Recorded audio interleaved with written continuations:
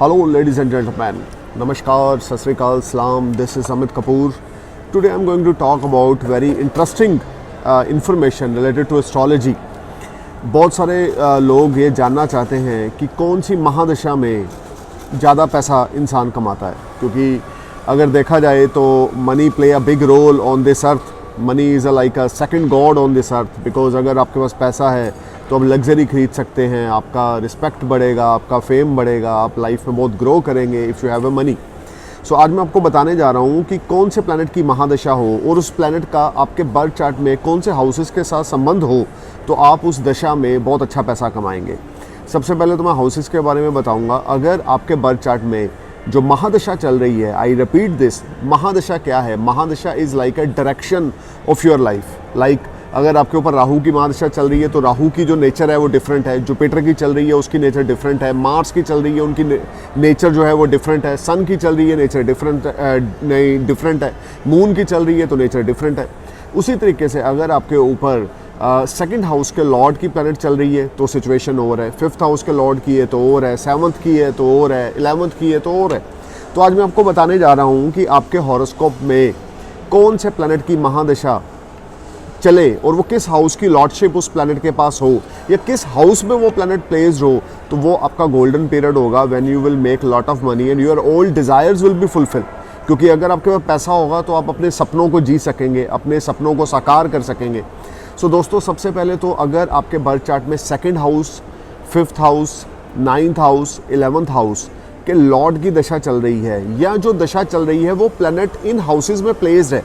जैसे कि सेकंड का लॉर्ड होकर अगर वो 11th में प्लेस्ड है, फिफ्थ का लॉर्ड होकर अगर 11th में प्लेस्ड है, 9th का लॉर्ड होकर अगर 11th में प्लेस्ड है, 11th लॉर्ड अगर सेकंड में प्लेस्ड है या सेकंड लॉर्ड अगर 11th में प्लेस्ड है, तो डेफिनेटली आपके लिए ये मनी मेकिंग पीरियड होगा जब आप हेवन ऑफ मनी कमाएंगे, बंडल्स ऑफ मनी कमाएंगे और आपका नाम बहुत होगा, शोहरत बहुत होगी, पैसा आपके पास बहुत आएगा, इज़्ज़त आपकी बहुत बढ़ेगी, क्योंकि आपके ऊपर सेकंड हाउस के लॉर्ड की दशा चल रही है. अगर आपके ऊपर सेकंड हाउस लॉर्ड की दशा है तो उसमें आप अच्छी सेविंग कर सकेंगे. आप एफडीज़, आरडीज़ या एफडी में मूवेबल एसेट्स जो होंगे वो आपके लाइफ में बहुत ज़्यादा बनेंगे.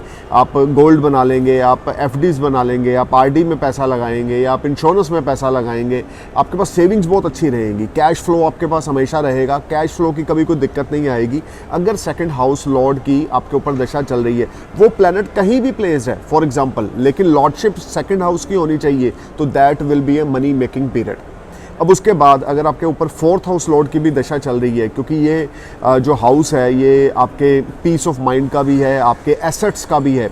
अगर आपके फोर्थ हाउस लॉर्ड की दशा चल रही है तो आप प्रॉपर्टी खरीदेंगे, व्हीकल खरीदेंगे, आपको इंटरनल पीस बहुत अच्छा रहेगा, हिडन सेविंग्स आपके पास होंगी. देखिए, प्रॉपर्टी व्हीकल इंसान तभी खरीदता है जब उसके पास एक्स्ट्रा मनी हो या एक्स्ट्रा बैंक बैलेंस हो. आपके पास अगर आपके साल के एक्सपेंडिचर्स निकालने के बाद या 1 साल का एक्सपेंडिचर्स आपके अकाउंट में पड़ा हुआ है और उसके बाद आपके पास जो पैसा है आप उसी पैसे को आप प्रॉपर्टी में लगाएंगे, वो तभी लगाएंगे जब आपके पास एक्स्ट्रा मनी होगी या एक्स्ट्रा सोर्स ऑफ अर्निंग होगी.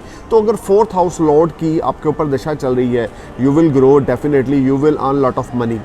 इसके बाद अगर आपके ऊपर फिफ्थ हाउस लॉर्ड की दशा चल रही है और आप किसी इंटरटेनमेंट इंडस्ट्री से जुड़े हुए हैं, आप स्पोर्ट्समैन हैं, आप क्रिकेटर हैं, आप किसी किस्म के भी प्लेयर हैं, या आप टीवी आर्टिस्ट हैं, या आप बॉलीवुड में हैं, या आप हॉलीवुड में हैं, या आप हीरो हैं, एक्टर हैं, एक्ट्रेस हैं, जो भी हैं, अगर आपके ऊपर फिफ्थ हाउस लॉर्ड की दशा चल पड़ी और फिफ्थ हाउस का लॉर्ड कहीं पर भी प्लेस्ड हो आपके बर्थ चार्ट में, आपके लिए वो मनी मेकिंग पीरियड होगा. You will earn lot of money, bundles of money with name fame. Creative mind के साथ भी आप बहुत पैसा कमाएंगे. आप जो भी करेंगे ना उसमें इंटरटेनमेंट यानी इंडस्ट्री जो है, ये टेलीविज़न इंडस्ट्री या सोशल मीडिया या यूट्यूब या हम बोल सकते हैं मूवीज़, कुछ ना कुछ ऐसी चीज़ों का आप पार्ट होंगे. चाहे आपका रोल छोटा मोटा हो, क्योंकि फिफ्थ हाउस एक्टिव है, वो आपको इंटरटेनमेंट से जोड़ेगा, वो आपको उन चीज़ों की ओर लेके जाएगा जो क्रिएटिव होंगी. That is a different, something different. अब YouTube का वीडियो बनाना भी कोई छोटी बात नहीं है. एक मूवी बनाना जो सिनेमा में रिलीज़ होती है वो कोई छोटी बात नहीं है, एक टीवी सीरियल बनाना वो छोटी बात नहीं है। जो लोग, अगर आपके ऊपर 5th हाउस लॉर्ड की दशा है तो आप लोग ज़रूर इन लाइंस में बहुत ज़्यादा ग्रो करेंगे, मनी मेकिंग पीरियड होगा। अगर आप इन लाइन में नहीं भी हो, इस लाइन में नहीं भी हो, फिर भी आपके ऊपर 5th हाउस लॉर्ड की दशा है तो भी आप अच्छा खासा पैसा कमाएंगे। लेकिन अगर आप इन फील्ड्स में हो, स्पोर्ट्स या एंटरटेनमेंट फील्ड्स में हो, फिर तो क्या कहने।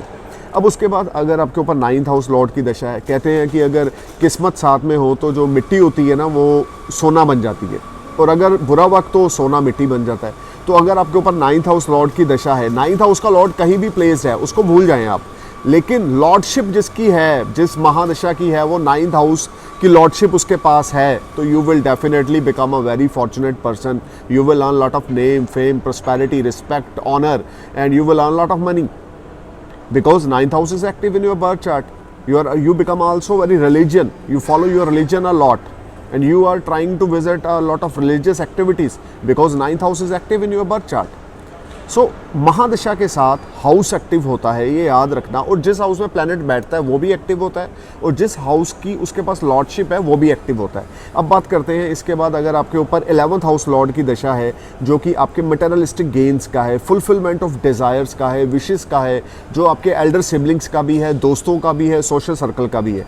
अब अगर आपके ऊपर 11th हाउस लॉर्ड की दशा आ गई और आप उस समय में आप बहुत ज़्यादा राइजिंग करेंगे, फ्रेंड्स के थ्रू आप कोई बिज़नेस स्टार्ट कर सकते हैं, फ्रेंड्स के साथ पार्टनरशिप करके बिज़नेस स्टार्ट कर सकते हैं, आपका नेटवर्किंग सर्कल जो होगा बहुत बड़ा होगा, या आप किसी ऐसी ऑर्गेनाइजेशन को आप हैंडल करेंगे, आपके ऊपर एक रिस्पॉन्सिबिलिटी होगी बहुत बड़े ऑर्गेनाइजेशन की, जो एक आम आदमी नहीं कर सकता, क्योंकि 11th house is a house of responsibility. वो चाहे फैमिली की हो, वो चाहे किसी एक बहुत बड़ी कंपनी के आपको मैनेजिंग डायरेक्टर बना दिया गया, या आप सीईओ किसी कंपनी के, तो आपने पूरी कंपनी को हैंडल कैसे करना है वो 11th हाउस है, और आपने सोर्स ऑफ अर्निंग कैसे डेवलप करना है वो भी 11th हाउस है। अगर आपके ऊपर 11th हाउस के प्लैनेट की दशा है, you will earn lot of money, you will earn lot of name, fame, your old desires will be fulfilled, whatever your wish will be granted during 11th house lord महादशा।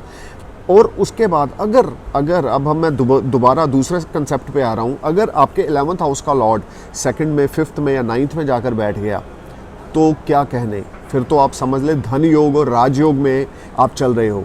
उस समय, जिस समय 11th house के Lord की महादशा आपके ऊपर चलेगी, और वो जो लॉर्डशिप है प्लैनेट की वो आपके 2nd हाउस, 5th हाउस या 9th हाउस में है, या 11th लॉर्ड 11th में ही है और उसकी दशा स्टार्ट हो गई है, तो आप धन योग में हो, राजयोग में हो, आपके सारे मटेरियलिस्टिक गेन्स की जो भी विश है आपकी वो पूरी होगी, आपके जो भी डिज़ायर्स हैं वो फुलफ़िल होंगे। आप अपनी फैमिली को सपोर्ट करना चाहते हो कर सकेंगे, आप अपने पेरेंट्स के लिए कुछ करना चाहते हैं कर सकेंगे, आप अपने दोस्तों के लिए कुछ करना चाहते हैं कर सकेंगे, क्योंकि 11th हाउस लॉर्ड की दशा है, या 11th हाउस का लॉर्ड 11th हाउस में ही प्लेस्ड है। अब देखिए 2nd हाउस जो है वो सेविंग्स का है, 11th हाउस जो है वो आपके सोर्स ऑफ अर्निंग का है, multiple source of earning, that is 11th house. और अगर 11th हाउस का लॉर्ड 2nd में जाकर बैठ गया, या 2nd हाउस का लॉर्ड 11th में जाकर बैठ गया, mutual change of 2 planets between 2nd and 11th Lord, this will be a ultimate yoga in your birth chart. You will earn bundles of money, your old desires will be fulfilled, you will be sky high, you will be top। आप जो चाहते हैं life में आप वो कर पाएंगे। अगर उसी तरीके से 2nd हाउस और 5th हाउस का आपस में म्यूचुअल चेंज हो गया, 2nd Lord is in 5th house, 5th Lord is in 2nd house, आप नॉलेज के थ्रू बहुत पैसा कमाएंगे, आप क्रिएटिविटी के थ्रू बहुत पैसा कमाएंगे, ये भी धनयोग बनाएगा और आपके पास बहुत फाइनेंसेस आएंगे। अगर 4th लॉर्ड 11th में है, 11th लॉर्ड 4th में है, तो भी ये धनयोग बनेगा। आप प्रॉपर्टी से, आप व्हीकल सेल परचेज, प्रॉपर्टी से, कंस्ट्रक्शंस के बिजनेस से, बिल्डिंग के बिजनेस से आप बहुत पैसा बनाएंगे। So guys, you need to know which type of planet you have. इंसान में, हम लोगों में कमी क्या है कि हम सुन लेते हैं लेकिन उसको समझते नहीं है।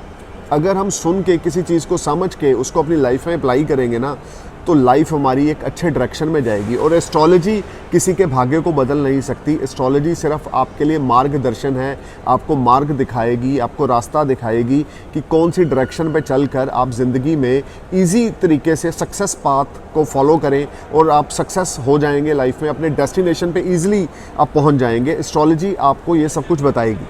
अगर आपके ऊपर आप सपोज करें 8th हाउस लॉर्ड की दशा चल रही है, 12th हाउस लॉर्ड की दशा चल रही है, तो आप कैसे राइज करेंगे ये बताएं, क्योंकि वो हाउसेस अच्छे नहीं हैं।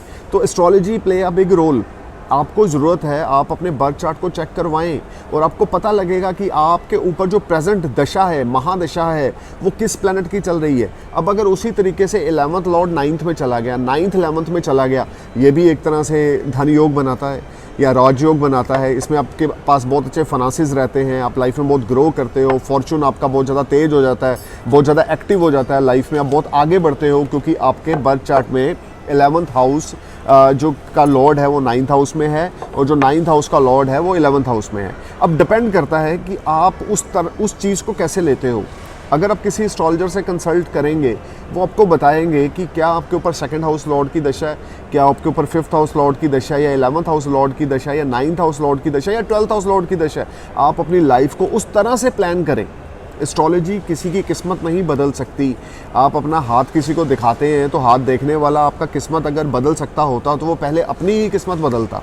सो कहने का मतलब ये है, एस्ट्रोलॉजी सिर्फ गाइडलाइन है, मार्गदर्शन है। जैसे आपको अगर कोई हार्ट में आपके पेन हो रही है और आप ईसीजी करवाने जाते हैं, ईसीजी सिर्फ आपको बताएगी कि कितने % आपका हार्ट डैमेज है या कोई प्रॉब्लम नहीं है। उसी तरीके से एक एस्ट्रोलॉजर आपका बर्थ चार्ट देखकर आपको बताएगा which type of planet you have, which type of planet right now महादशा एंड अंतरदशा you have, which type of events you will face. क्या स्ट्रगल आएगी, क्या सक्सेस मिलेगी, क्या हर्डल्स आएंगी, क्या बहुत अच्छे बेनिफिट्स आपको मिलेंगे, क्या सपोर्टिंग हैंड्स आपके साथ जुड़ेंगे, या आप किसी को सपोर्ट करोगे, या आप चीटिंग का आपको चीटिंग मिल सकती है, आपको किसी से कोई टेंशन परेशानी मिल सकती है, आप लिटिगेशन में इन्वॉल्व हो सकते हो। एक अच्छा एस्ट्रोलॉजर आपका बर्थ चार्ट देखकर आपको बताएगा कि विच टाइप ऑफ महादशा यू हैव और उस महादशा की जो लॉर्डशिप है किन हाउसेज में है और वो जो लॉर्डशिप है किस हाउस में प्लेस्ड है। Astrology is very deep science. So दोस्तों, you need to know which type of planet running in your Mahadasha, because Mahadasha play a big role. Thank you for watching my video. Thank you for watching my channel. Namaskar. I am praying for your happy future. Jai Hind.